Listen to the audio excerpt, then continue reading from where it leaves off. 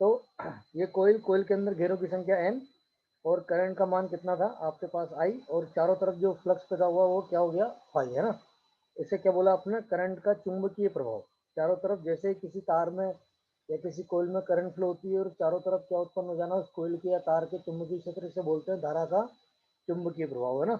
और ये सब होता है उस कोयल के इंडक्टेंस के कारण, क्योंकि वो क्या करता है, इंडक्टेंस आपके द्वारा दी गई विद्युत ऊर्जा को किसके रूप में संचित कर लेता है, चुंबकीय क्षेत्र के रूप में, है ना। इस चीज को आप ध्यान रखना।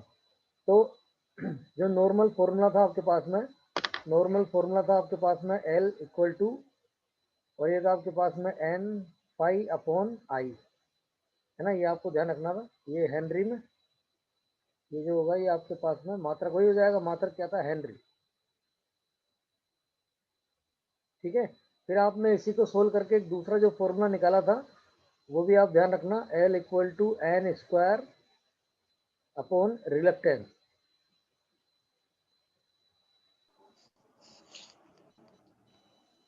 एन स्क्वायर अपॉन, या किससे दिखा जाता है, एस से, है ना, ठीक है। और मात्रक वही था आपके पास में हेनरी।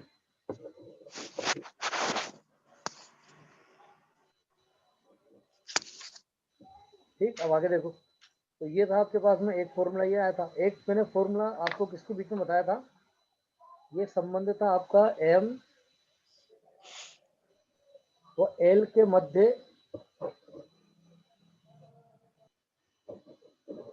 एम व एल के मध्य संबंध, एम व एल के मध्य संबंध। तो ये एम मतलब म्यूचुअल इंडक्टेंस और एल कौन सा, सेल्फ इंडक्टेंस। तो ये रिलेशन था आपके पास में M equal to K under root L1 into L2, है ना। ये आपको ध्यान रखना है और ये बहुत इंपॉर्टेंट रिलेशन है। ये कई बार एग्जाम के अंदर पूछा जाता है, जिसमें के जो था, के आपका क्या है, कपलिंग कोफिशिएंट, या दोनों का जो एक मतलब ये दो वाइंडिंग के बीच में है ना, दो आपके पास में कोइल हो और एक कोइल का फ्लक्स किसके पास जाना हो, दूसरी कोइल के पास।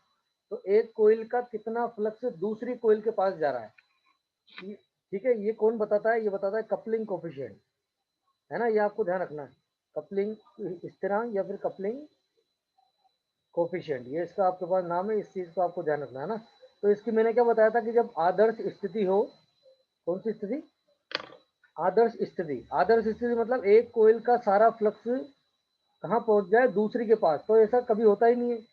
आदर्श स्थिति हो तो आदर्श स्थिति में आपको ध्यान रखना था कि भाई के की वैल्यू कितनी थी, जो था आपके पास में एक, के की वैल्यू कितनी थी, एक, या फिर आप बोल दो 100%, है ना। ये आपको ध्यान रखनी थी। तो ऐसा तो कभी होता ही नहीं, आपके ट्रांसफॉर्मर के अंदर भी ऐसा नहीं होता तो भाई सारा जो फ्लक्स है प्राइमरी से कहाँ चल जाए, सेकेंडरी के पास। कुछ फ्लक्स क्या है, एक ही कोयल में घूमता रहता है, जिसे हम बोलते हैं लीकेज फ्लक्स। ऐसा आपके डीसी मशीन में भी होता है, जनरेटर मोटर कोई सी भी हो, इंडक्शन हो चाहे आपकी सिंक्रोनस हो, है ना। इसको ध्यान रखना। तो आदर्श स्थिति है। लेकिन आपसे पूछे कि भाई अधिकतम मान कहाँ तक जा सकता है, प्रैक्टिकली सारा फ्लक्स नहीं पहुंच पाता। तो प्रैक्टिकली जो है, एक तो ध्यान रखना इसका मान एक से कम रहेगा। और अधिकतम कहाँ तक जा सकता है कि भाई अधिकतम जो मान है वो 0.99 तक जा सकता है, मतलब 99.99% भी बोल सकते हो आप, है ना। ये चीज आपको ध्यान रखनी थी कपलिंग कोफिशिएंट के बारे में, ठीक है। और इसके अलावा ये जो थी आपकी मेन चीज थी, है ना। और आपको कुछ मैंने वो भी आपको ध्यान रखना था कि ये ऊर्जा जो है वो संचित करता है, संचित ऊर्जा। तो संचित ऊर्जा किसके रूप में संचित करता है भाई, चुंबकीय क्षेत्र के रूप में। ये ऊर्जा संचित करता है चुंबकीय क्षेत्र के रूप में। आपने जैसे ही विद्युत ऊर्जा दी तो ये विद्युत ऊर्जा को चुंबकीय क्षेत्र के रूप में संचित कर लेगा। और कितनी करेगा, इसका सूत्र था, कितनी करेगा, ये था आपके पास में E इक्वल टू 1/2 और Li², ठीक है ना। ये इसका फॉर्मूला था जो आपको ध्यान रखना है। और ये आ जाएगा आपके पास में जूल में, है ना। इस चीज की आप ध्यान रखना, ये आ जाएगा आपके पास जूल के अंदर। ये फॉर्मूला का आपको ध्यान रखना है। और मैंने आपको क्या बताया था, एक आपने इसके अंदर देखा था कि ये क्या होगा, ये सर्किट में पहले तो चार्ज होता है, और अगले ही चक्र में डिस्चार्ज होता है। मतलब ये क्या करेगा, सर्किट से एक बार तो पावर लेगा, मतलब या एनर्जी लेगा आप यूँ मान लो, और उसे लेके चार्ज हो जाएगा। फिर उसके बाद में अगले ही साइकिल में उस जो उसने जो ऊर्जा इसने संचित करी है, तो उस ऊर्जा को वापस सर्किट को देगा। तो सर्किट को देने का मतलब ये है कि जैसे ही करंट का मान चेंज होगा, करंट का मान चेंज होगा या दिशा चेंज होगी, तो उसका विरोध करने के लिए ये खुद सोर्स बन जाएगा और खुद करंट फ्लो करवाएगा। मैंने बताया था ना, जब स्पार्किंग होती है तो स्पार्किंग में जो करंट फ्लो होती है इसके अंदर, स्पार्किंग में, अब स्पार्किंग जब होती है तो कहाँ होती है, जैसे हम कोई लोड डिस्कनेक्ट कर रहे हैं, सर्किट ब्रेकर का उपयोग कर रहे हैं। अब जब आपने तार हटा दिए, दोनों सर्किट ब्रेकर के आपने कॉन्टेक्ट जब हटा दिए, तो फिर करंट क्यों फ्लो हो रही है? स्पार्किंग क्या होती है? किसी माध्यम से, भाई स्पार्किंग करंट ही होती है, ध्यान रखना ना। तो करंट जो है, आपने करंट को फ्लो होने के लिए तार दे रखे हैं, या तो ओवरहेड लाइन है तो आपके कंडक्टर में से फ्लो हो रही है, अंडरग्राउंड है तो केबल के अंदर से फ्लो हो रही है, केबल का जो कंडक्टर है उसमें से फ्लो हो रही है। तो आपने करंट को फ्लो होने के लिए एक माध्यम दे रखा है। लेकिन अगर करंट उसके अलावा फ्लो होती है एयर के अंदर से या पानी के अंदर से, तो हम उसे क्या बोलते हैं? स्पार्किंग, है ना, ध्यान रखिएगा। उसे क्या बोलते हैं? स्पार्किंग। और आप ध्यान रखना, जो स्पार्किंग होती है, अब आपने जो आपका सर्किट ब्रेकर था उसके कॉन्टेक्ट टूट चुके हैं, लेकिन फिर भी स्पार्किंग हो रही है। क्यों ये स्पार्किंग हो रही है? उस सिस्टम में उपस्थित, उस सर्किट में उपस्थित इंडक्टेंस के कारण, है ना। ये मैंने आपको पहले ही बता चुका था कि वो जो आपके पास में स्पार्किंग होती है, वो होती है उस सर्किट के किसके कारण? इंडक्टेंस के कारण। क्योंकि वो नहीं चाहता कि मान जीरो हो जाए, क्योंकि इतनी देर से तो करंट फ्लो हो रही थी, पता नहीं कितने किलो एम्पियर में या मेगा एम्पियर में। तो वो करंट जब आप सर्किट ब्रेकर को तोड़ोगे, तो सर्किट ब्रेकर जैसे ही ओपन होगा तो फिर वो करंट जीरो हो जाएगी। और ये नहीं चाहता कि मान जीरो, क्योंकि ये तो मान जैसे ही चेंज होगा तो उसका विरोध करेगा। तो विरोध करेगा, तो जब तक ये एनर्जी स्टोर कर चुका होता है, और जैसे ही वो सर्किट ब्रेकर के कॉन्टैक्ट टूटते हैं, तो ये अपने अंदर जो स्टोर एनर्जी है उसको वापस सर्किट को देता है, और करंट को एकदम से जीरो होने नहीं देता। कुछ करंट ये खुद ही क्या होने देता है? फ्लो कराने लग जाता है। उसके कारण इसमें क्या उत्पन्न होती है, मतलब उस कॉन्टैक्ट टूटते समय दोनों कॉन्टैक्ट के मध्य में क्या होती है? स्पार्किंग, है ना, ध्यान रखिएगा। और किसके कारण होती है? इंडक्टेंस के कारण, इंडक्टेंस के कारण, इसको ध्यान रखिएगा तो, है ना। तो ये क्या होता है, एक साइकिल में तो ये चार्ज होगा, ऐसे कैपेसिटर भी होता है, भाई ध्यान रखना ना। एक साइकिल में तो चार्ज होते हैं और दूसरे साइकिल में डिस्चार्ज होंगे, दूसरे ही साइकिल में क्या होंगे? डिस्चार्ज होंगे, ध्यान रखना ना। ये मैंने जो आपके पास में ग्राफ बनाया है, ये ग्राफ बनाया मैंने पावर का या एनर्जी का, मान लो आप। तो एक बार में तो एनर्जी इसमें आएगी या पावर इसकी तरफ आएगी, और दूसरे साइकिल में ये पावर देगा, है ना। इस चीज को ध्यान रखना। तो आपको इसमें जब औसत निकालेंगे, है ना, जब आप औसत निकालोगे या औसत पावर निकालोगे, ये क्वेश्चन पूछते हैं, मैंने आपको उस टेबल में भी लिखाया था कि औसत पावर जो होती है इंडक्टेंस या कैपेसिटेंस के लिए, वो कितनी होती है? जीरो। औसत पावर जीरो होती है एक चक्र के लिए। जब एक चक्र निकालोगे ना, ये तो वापस रिपीट हो जाएगा। तो एक चक्र कहाँ से होगा? यहाँ से यहाँ तक। तो इसके जब औसत निकालोगे तो सारे पॉजिटिव मान सारे नेगेटिव मान को क्या कर देंगे? आपका जो है नेगलेक्ट कर देंगे, और इसमें जब औसत पावर आएगी तो औसत पावर का मान कितना आएगा? जीरो। ये आपको ध्यान रखना है। इंडक्टेंस और कैपेसिटेंस दोनों में जीरो होती है, लेकिन इसमें जीरो नहीं होती, प्रतिरोध में। क्योंकि प्रतिरोध तो क्या करता है? इलेक्ट्रिकल एनर्जी को हीटिंग एनर्जी में चेंज करके उसे बाहर निकाल देगा, और वो बाहर निकली हुई, वातावरण में निकली हुई ऊर्जा वापस सर्किट में नहीं आती है। तो उसमें दिशा एक ही रहती है, मतलब सारे पॉजिटिव साइकिल मिलेंगे आपको। इसमें नेगेटिव साइकिल क्यों मिला पावर का? क्योंकि फिर इसने पावर दी, ये डिस्चार्ज हो गया। जब ये चार्ज हुआ तब ये पावर को ले रहा था, तब ये लोड था, और जब ये पावर को दे रहा है तब ये स्रोत बन जाएगा, तो ये डिस्चार्ज होगा, ध्यान रखना, है ना। जैसे बैटरी होती है हमारी। ठीक है, तो ये अपन ने कल देख लिया था, इसका स्क्रीनशॉट ले लो सब, क्योंकि सबने उतार तो रखा ही है इसे, तो पूरा का आप स्क्रीनशॉट ले लो।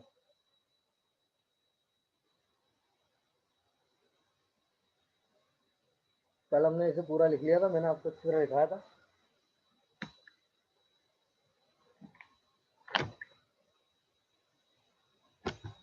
तो आज डेट है हमारे पास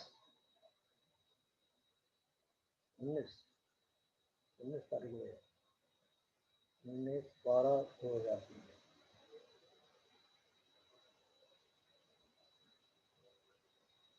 आज तो क्लियर दिख रहा है ना भाई सभी को? हाँ सर। ये तुम लोगों के चक्कर में मुझे बहुत सारी चीज़ ढूंढनी पड़ती है, बड़ी मुश्किल से सेट हुआ ही गया।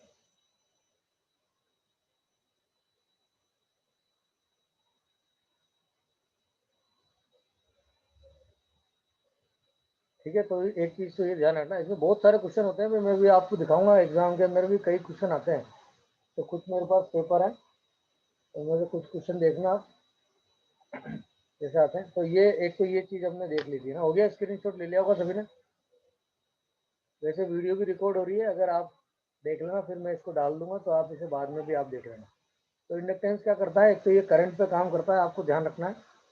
एक तो ये करंट पे वर्क करता है, और क्या करता है, करंट के मान और दिशा में परिवर्तन का विरोध करता है। एल से हम डिनोट करते हैं, सिंबल इसका वाइंडिंग होती है, और उसको जो युक्ति प्रदर्शित करती है वो इंडक्टर, वाइंडिंग, कोयल या चोक, कैसे भी आप दिखा सकते हो। और दो प्रकार के, सेल्फ इंडक्टेंस, दूसरा म्यूचुअल इंडक्टेंस। ठीक, फिर हमने इसकी चार्जिंग और डिस्चार्जिंग करंट के मान लिखे थे। फिर हमने इसके जो थे चार्जिंग और डिस्चार्जिंग के मान लिखे थे कि जब ये चार्ज होगा और जब डिस्चार्ज होगा तब करंट के मान क्या होते हैं, ये आपको ध्यान रखना है, क्योंकि डायरेक्ट ये पूछे जाते हैं एग्जाम में। तो जो चार्जिंग करंट थी, चार्जिंग करंट, जब ये चार्ज होगा तो वो थी आपके पास आई बराबर आई, कैपिटल आई, और ये था आपके पास में कोष्टक में 1 माइनस ई की पावर माइनस स्मॉल टी बटा डेल्टा। ठीक है, और वही एम्पियर में होगी। ठीक है, ये तो चार्जिंग करंट थी, और दूसरी थी डिस्चार्जिंग करंट।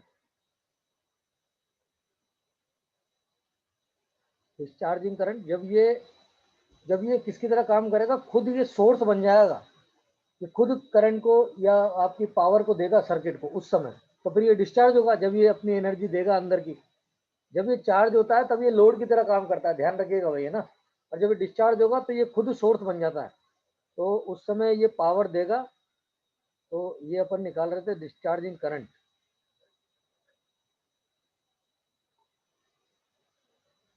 तो डिस्चार्जिंग करंट थी आई बराबर कैपिटल आई ई की पावर माइनस टी बटा लेमडा, है ना। और वो ये भी किस में थी, एम्पियर में। तो आपको इसमें क्या ध्यान रखना है कि एक तो कैपिटल आई जो है ये वो मान है जहां तक इसे पहुंचना है, मतलब ये था अंतिम मान, मतलब कौन सी वैल्यू, फाइनल वैल्यू, करंट का अंतिम मान, फाइनल वैल्यू ऑफ करंट। ठीक है, ये आपको ध्यान, स्मॉल टी टाइम है। ठीक है, और लेमडा जो है ये वेरी इंपॉर्टेंट, ये है टाइम कांस्टेंट। टाइम कांस्टेंट इसके बारे में पूछा जाता है भैया ना। तो टाइम कांस्टेंट क्या था, मैंने आपको बताया था कि जो इंडक्टेंस है, इंडक्टेंस के अंदर जो करंट है उस करंट को अपनी स्टेडी स्टेट वैल्यू तक पहुंचने में जो समय लगता है उसे बोलते हैं हम क्या, टाइम कांस्टेंट। ठीक है, और इसका जो मान था, वेरी इंपॉर्टेंट, जो वहाँ एग्जाम के अंदर बहुत बार पूछा जाता है कि इंडक्टेंस के लिए लेमडा का मान या टाइम कांस्टेंट कितना होता है। तो आपको ध्यान रखना है कि ये होता है आपके पास में एल अपॉन आर। वैसे तो ये लिखा में आता है ये ना इस जगह पे, एल और आर ऊपर की तरफ होता है, तो लेमडा का मान निकाले आता है। ये है आपका टाइम कांस्टेंट इसके लिए, इंडक्टेंस के लिए, है ना, ध्यान रखिएगा भाई। और आपसे पूछे कि ये इंडक्टेंस फुली चार्ज कब होगा, मतलब पूर्णतः चार्ज। तो मैंने आपको बताया था ये फुली चार्ज तब हो जाएगा जब इसका टाइम कांस्टेंट कितना हो जाए, 5 गुना। मतलब जब टाइम कांस्टेंट जो भी है इसका 2 सेकंड, 5 सेकंड, तब ये कितना हो जाए, 5 गुना, तब उस समय आपका जो इंडक्टेंस है, या फिर कैपेसिटर के लिए भी ये होता है भाई, कैपेसिटर का जो टाइम कांस्टेंट है उसका मान अलग आएगा। लेकिन जब ये 5 गुना हो जाता है तब कैपेसिटेंस और इंडक्टेंस दोनों क्या हो जाते हैं, पूर्णतः चार्ज हो जाते हैं, ध्यान रखिएगा, फुली चार्ज कंडीशन। कंडीशन क्या है कि भाई जो टाइम कांस्टेंट है वो कितना हो जाए 5 गुना, मतलब हो जाए 5 इंटू लेमडा लिख लो, या फिर हो जाए 5 इंटू एल बटा आर, है ना, कैसे भी आ सकता है लिखा हुआ।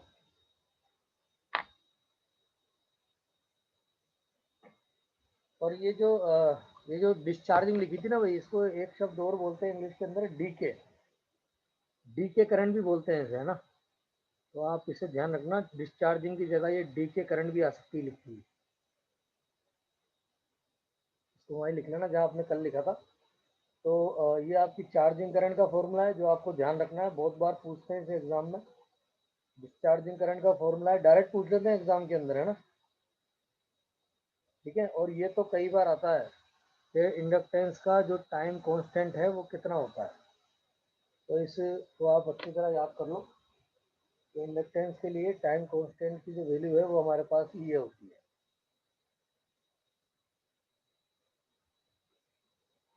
दोनों में आप ध्यान रखना।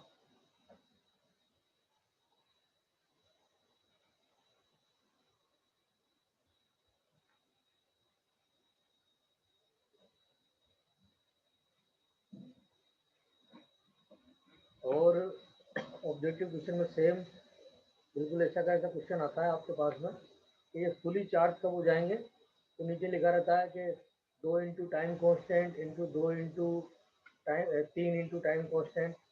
तो आपको ध्यान रखना है कि भाई जब ये कितने हो जाए, ये आपके पास में जब टाइम कॉन्स्टेंट का 5 गुना हो जाता है, इतने समय में ये क्या हो जाता है, फुली चार्ज हो जाते हैं।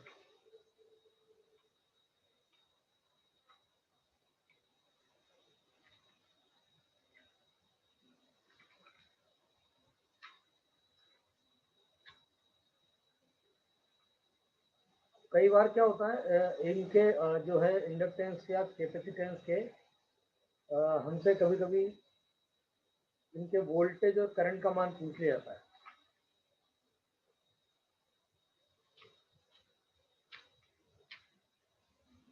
तो मैं वही आपको लिखा रहा हूँ कि जो करंट है और वोल्टेज का मान आप कैसे निकालोगे, जो मान पूछे जाते हैं डायरेक्ट, है ना। तो इसको लिखते हैं हम, तो भाई जब आपसे डायरेक्ट इनको करंट का मान और किसका मान पूछ ले, वोल्टेज का मान पूछे इंडक्टेंस के, तो वो आपको कैसे निकालना है। ठीक है, तो देखिए, जैसे मान लीजिए कोयल है आपके पास में, इसका जो इंडक्टेंस है वो आपको कितना दे रखा है, एल। और इस समय इसमें जो करंट फ्लो, अब ये चार्ज हो रहा है भाई, है ना। तो करंट है इसमें आई, और वोल्टेज, अब देखो इस जो मैंने फॉर्मूला लिखा था ना आपको, इस एल से क्या बनेगा, इसका रिएक्टेंस बनेगा आपके पास। रिएक्टेंस कौन होगा, इंडक्टिव रिएक्टेंस, एक्सएल। एक्सएल क्या था आपके पास में, ओमेगा एल, या फिर क्या होता है 2 पाई एफ एल, ये मैंने वैल्यू लिखाई थी ना आपको। तो ये आई एक्सएल से गुना होगा, तो आपके पास यहाँ पे जो इसका वोल्टेज निकलेगा इस समय, वो आप किससे दिखा दो, 20 से। ठीक है, तो देखो इसके फॉर्मूले क्या होते हैं, ये हमसे पूछ लेता है वो। तो इसके अंदर आपके पास जो वोल्टेज होगा इंडक्टेंस के अक्रॉस, तो देखो कितना आता है, ये मैं किसका मान निकाल रहा हूँ, वोल्टेज का, इंडक्टेंस पर voltage.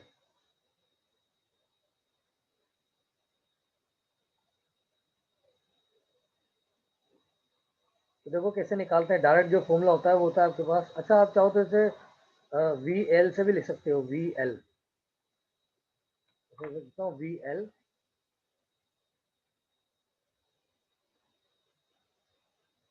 We L equal to, अब देखिएगा जरा ना, एल कब आएगा भाई सर्किट पे, एल सर्किट में तब आएगा जब करंट का मान परिवर्तित होगा। तो करंट में परिवर्तन की दर, है ना, ध्यान रखना। देखो ये फॉर्मूला वैसा ही है जैसे आपका ओम का नियम होता है ना। जैसे अगर ये प्रतिरोध होता तो फॉर्मूला क्या होता, वी बराबर आई इंटू आर, या फिर आप ऐसे लिख दो आई आर इंटू आई, कोई दिक्कत थोड़ी है। बिल्कुल वैसा का वैसा फॉर्मूला है, जैसा प्रतिरोध में लग रहा है बिल्कुल वही फॉर्मूला सेम ऐसा का ऐसा किसमें लगता है, इंडक्टेंस में। तो वी क्या था, प्रतिरोध के ऊपर जो वोल्टेज ड्रॉप होता है वो, ऐसा ही ये वीएल क्या है, इंडक्टेंस के ऊपर जो वोल्टेज है।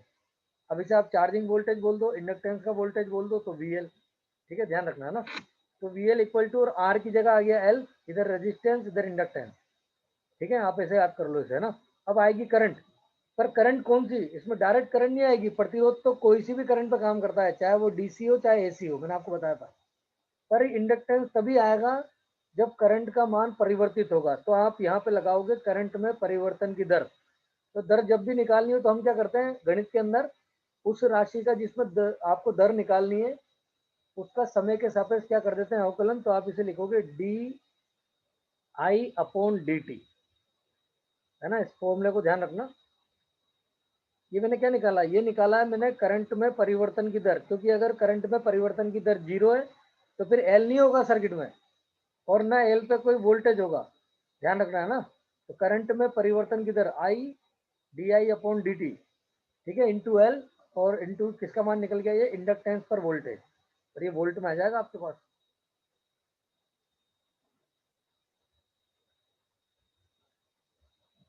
ठीक है। ये है इंडक्टेंस पर वोल्टेज, ये बहुत बार पूछता है, आप लिख लेना ऐसे, इंडक्टेंस पर डायरेक्ट वोल्टेज निकाल रखा है। किसी कोइल पर अगर आप वोल्टेज निकालना हो आप इसे इंडक्टेंस पर वोल्टेज बोल दीजिए, या फिर कोइल या वाइंडिंग पर वोल्टेज,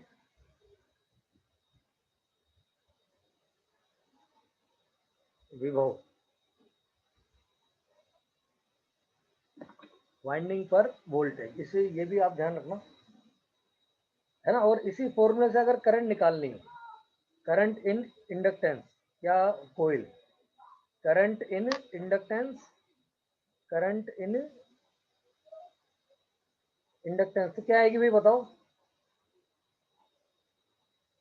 ये देखो अभी आपने करंट का क्या कर रखा है, करंट का हमने अभी क्या कर रखा है अवकलन। तो अगर अभी इस अवकलन में करंट का मान निकालना हो तो क्या करें, समाकलन, ध्यान रखना है ना। तो आप क्या करोगे, जब करंट का मान निकालते मैथमेटिक्स में होता है ना भाई, फर्स्ट में आपने पढ़ा होगा समाकलन अवकलन। तो अगर किसी चीज का अवकलन निकला हुआ है, अगर उसका आप समाकलन निकाल दो तो वही राशि प्राप्त हो जाएगी आपको। तो अगर मैं इसका समाकलन करूँ पूरी का, तो ये D I upon D T का समाकलन जब होगा तो यहाँ तो आ जाएगी आई, समझना है इसे। यहाँ पे तो क्या आ जाएगी, आई आ जाएगी आपके पास, ठीक है। एक तो आई आ गई आपके पास में, और इस एल को इधर ले जाओगे तो ये बटे में आ जाएगा 1/L, ठीक है। तो जब मैं इस पूरी का समाकलन करूंगा तो ये अवकलन समाकलन से कैंसिल हो जाएगा और यहाँ तो बचेगी करंट। अब ये एल को इधर भी तो ले जाऊंगा, और इधर भी समाकलन होगा, ध्यान रखना आप, है ना। और एल को मैं इधर लिया है तो बटे में आ गया, और ये वोल्टेज का क्या हो रखा है समाकलन, वीएल का समाकलन हो रखा है किसके सापेक्ष, टाइम के सापेक्ष। जिसके सापेक्ष अवकलन हुआ है उसी के सापेक्ष समाकलन होगा, ध्यान रखना। तो ये आएगी आपके इंडक्टेंस में करंट का मान। तो मैंने दोनों तरफ समाकलन किया, तो इधर तो समाकलन से अवकलन कैंसिल हो गया और आई हमें ऐसी कैसी मिल गई। अब इधर एल मल्टीप्लाई हो रहा था तो इधर ले गया तो बटे में आएगा, और इधर वोल्टेज का समाकलन, ये समाकलन का साइन, और अवकलन टाइम के सापेक्ष हो रहा था तो हमने समाकलन भी टाइम के सापेक्ष किया dt। ये आ जाएगी आपकी किसमें, एम्पियर। इन दोनों फॉर्मूलों को ध्यान रखना। तो ये इंडक्टेंस पे वोल्टेज का फॉर्मूला तो सेम वैसा ही है जैसे प्रतिरोध पे होता है। तो आर की जगह तो यहाँ पे एल आ गया, और यहाँ पे डायरेक्ट करंट होती है, लेकिन यहाँ होती है करंट में परिवर्तन की दर। जब तक करंट में परिवर्तन नहीं होगा तब तक इंडक्टेंस नहीं होगा, ध्यान रखना, ठीक है। और ये आपने निकाल ली इंडक्टेंस में करंट इसी फॉर्मूले में। तो क्या करा, जो वोल्टेज का फॉर्मूला आपको ध्यान था उसका आप समाकलन कर दो। तो वोल्टेज का समाकलन तो ऐसे लिखोगे समय के सापेक्ष, और इधर करंट का समाकलन से अवकलन कैंसिल हो जाएगा तो आई बच गया। आई यहाँ गुणा में था, इधर ले गए तो 1/L, ठीक है ना। और ये आपके पास में जो आपका समाकलन का साइन VL dt, ये आपके पास में जो था इंडक्टेंस पर वोल्टेज, और ये इंडक्टेंस में करंट, है ना। दोनों आपके पास ही आ गए, इन दोनों को आप नोट कर लो।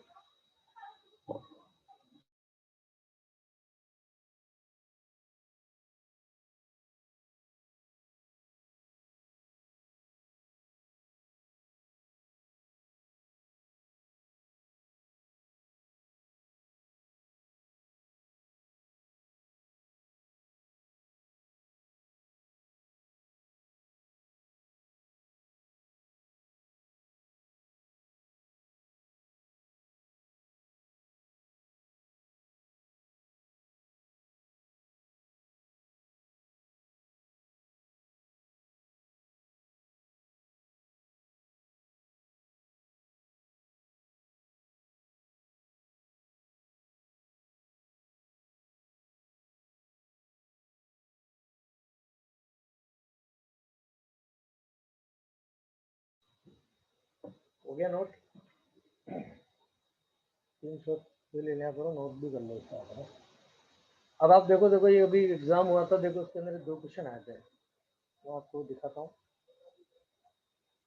ये देखो, आप सब दिखाई दे रहा है आपको? ये क्वेश्चन देखो, ये 79 वाला जो क्वेश्चन है, क्या लिख रहा है? 2 कोयल के युग्मन का गुणांक, युग्मन का गुणांक वही कपलिंग कोफिशिएंट, युग्मन का गुणांक अनुपातिक, अनुपातिक मतलब प्रोपोर्शनल है ना, ध्यान रख, इंग्लिश में पढ़ लो आप, प्रोपोर्शनल है। तो आपको क्या ध्यान था अभी? देखो आपने जो फॉर्मूला लिखा था अभी, क्या था? जो के की वैल्यू थी आपके पास में, जो एम का मान था, एम का मान क्या था? फॉर्मूला क्या था? एम बराबर के under root L1 into L2। यहाँ से जब आप के का मान निकालोगे, तो के की वैल्यू जब आप निकालोगे तो वो आएगा एम बटा under root L1 into L2, ये आएगा आपके पास। तो एम नहीं दे रखा है इसमें कहीं भी, है ना, तो बटे में है, तो के बराबर आएगा 1 बटा under root L1 into L2। तो आपका आंसर क्या था? डी। ठीक है ना, तो आंसर क्या आएगा आपके पास में? डी आएगा इसका। के इक्वल टू 2 कोयल का जो के है वो किसके समानुपाती है? 1 बटा under root L1 into L2 के। तो आप यहाँ डी लिख के आते हैं इसमें, है ना। धनराज क्या लिख के आया था? वही ये अभी का पेपर था ना, उस दिन आया था जो, ये अभी जो अपना क्वेश्चन हुआ, ये पेपर हुआ था ना इसका, PWD वाला, पी इसका, उसमें डिप्लोमा वाले में क्वेश्चन आया था ये, है ना। 2 कोयल के युग्म का गुणांक अनुपातित है, तो ये के की value 1 upon under root L1 into L2। ठीक है, और इसके नीचे इससे रिलेटेड क्वेश्चन है ना, देखो अभी देखो, अब ये कभी हम पढ़ते नहीं है लेकिन फिर भी देखो क्वेश्चन आ गया, तो ये मैं आपको इसे करा देता हूँ। ये होती है सोलेनोइड। सोलेनोइड एक कोयल होती है, आप इसको जब डीपली पढ़ते हैं तो उसमें आता है, तो मैं आपको अब देखो क्वेश्चन आ गया तो इसको आप कर लेना, है ना। इंडक्टेंस का ही क्वेश्चन है। देखो क्या लिख रहा है? एन टर्न के एक सोलेनोइड के स्वप्रेरकत्व अनुपातिक है, अनुपातिक है, मतलब जो जो उसका स्वप्रेरकत्व है एल, वो घेरों की संख्या के उसके साथ में संबंध क्या होता है उस कोयल में। तो मैं आपको इसे अलग से लिखा देता हूँ, सोलेनोइड के बारे में आप लिखो, देखो कैसी होती है। पहले तो इसे देखो आप, ये होती कैसी है।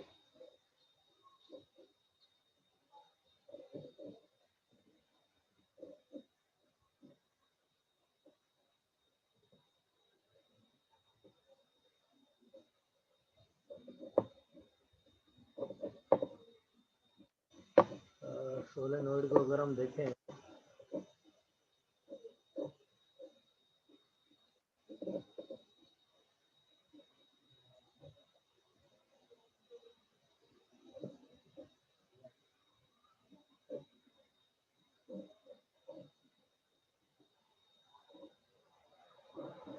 ये दिख रही है भाई, देखो ये जैसे वो अपने पानी गर्म करने की रोड आती है ना, आपने देखी हो, जैसे पानी गर्म करने की रोड आती है, बिल्कुल सेम आती है ये सोलेनोइड। तो मैं इसके बारे में आपको लिखा देता हूँ, इसका जो सूत्र होता है, जो इसमें ये क्वेश्चन आया था डायरेक्ट, बिल्कुल देखो, इसमें बीच में एयर कोर है, मतलब बीच में हवाई जो है वो कोर का काम कर रही है, चारों तरफ वाइंडिंग है, एक मोटा तार होता है, ध्यान रखना आप, है ना, मोटा तार होता है, और बीच में भी ये खोखली होती है, जो तार दिख रहा है ना, इसकी साइज बहुत मोटी होती है। जैसे वो अपना रोड, जो रोड आती है पानी गर्म करने की, उसे ही आप सोलेनोइड बोल दो आप, है ना। उसमें क्या होगा? मोटी एक, ये पूरा जो तार है ये मोटा होता है, खोखला भी होता है, इसमें एक पाउडर सा भरा होता है, जो डाइलेक्ट्रिक मटेरियल इसके अंदर भरा होता है, एक बिल्कुल सेम ऐसी, है ना। तो मैं सोलेनोइड के बारे में आपको लिखा देता हूँ, देखो इसमें क्वेश्चन आया हुआ था, क्या था, तो क्वेश्चन दोबारा देख लो आप, है ना। क्या था क्वेश्चन? था आपके पास में कि एन टर्न के एक सोलेनोइड के स्वप्रेरकत्व अनुपातिक या प्रोपोर्शनल होता है, तो ये था एन टर्न के साथ में एल का संबंध पूछा था उसने आपसे, तो एन स्क्वायर इसका आंसर था, है ना। तो ये मैं अभी आपको लिखाता हूँ, इसका सूत्र क्या होता है, ये भी आप इसमें नोट कर लो जल्दी से।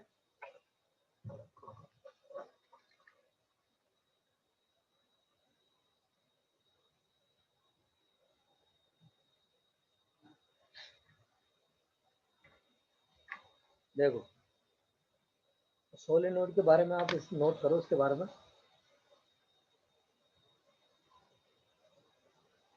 तो सोलेनोइड में गलत है सर, वो तो सी लगा के आया हूँ मैं, सी सही लगा के आना लगा भाई। के आया हूँ सर, गलत हो गया। देखो ये आपके पास एक कोयल है, ठीक है, और इस कोयल में आप घेरों की संख्या तो मान लो n, और इसके अंदर से जो करंट फ्लो हो रही है आपके पास में, तो आप मान लो कितनी है i। ठीक है, अभी एक बहुत बड़ा, अगर मैं इसका आपको खोल के दिखाऊं ना इसको पूरे को, तो ये एक ऐसा तार होगा जो बीच में से खोखला होगा, ध्यान रखना आप, है ना, बीच में से ये जो है ये खोखला होगा, बिल्कुल पानी भरने की रोड की तरह। अगर आप इसका अनुप्रस्थ काट काटोगे इस पाइप की तरह होगा बिल्कुल ये। ठीक है, और इसमें जो इसकी लंबाई है सोलेनोइड की, आप लंबाई जो है उसको मान लो कितनी है एल। सोलेनोइड की जो लंबाई है वो आपके पास में एल है, और ठीक है, और इसका जो अनुप्रस्थ काट है, इस कोयल का जो अनुप्रस्थ काट क्षेत्रफल है वो आपके पास में ए है, नीचे लिख दूंगा। तो इसका जब आप सेल्फ इंडक्टेंस निकालोगे